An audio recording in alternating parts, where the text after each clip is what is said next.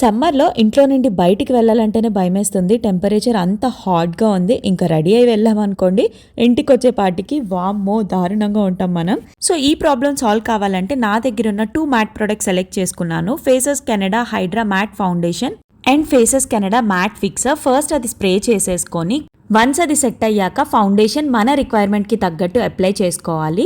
దీంట్లో sun screen and moisturiser 2 ఉంటాయి. దానివల్ల ఈ ఫౌండేషన్ ఒక్కటి అప్లై చేస్తే సరిపోయిద్ది అండ్ లాంగ్ లాస్టింగ్గా ఉండిద్ది, water proof and sweat proof.